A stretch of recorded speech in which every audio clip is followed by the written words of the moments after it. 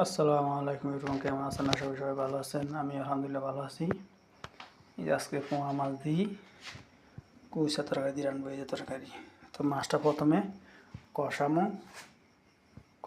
মাছটা। এখন দিয়ে দিছি কাঁচা মরিচ আর রসুন, দিতেছি পেঁয়াজ, দিয়ে দিচ্ছি টমাটো।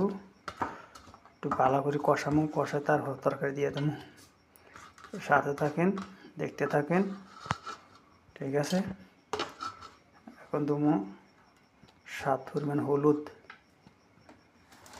এখন দিয়ে দিতে আসি হলুদ, হলুদ দিয়ে দিলাম।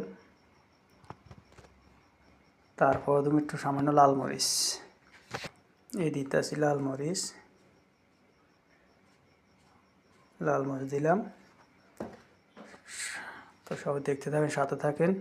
বাকিটা কেমন কী দিই, কীভাবে দিই আপনাদেরকে দেখার মতো চেষ্টা করব। মাছটা এখন ম্যারিনেট করছি, এখন চুলো করে বসাই দেবো। মাছটা কষানো গেছে, মাছটা তুলে এলাম, তরকারি দিয়ে দেবো।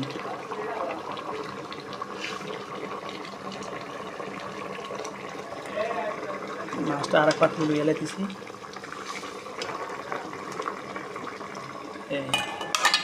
এই যে আর এক পাত্র লইতে আসি তরকারি, কিন্তু এই কারণে যেগুলো তরকারি রাখবেন। এখন তরকারি দিয়ে দিতে আসি,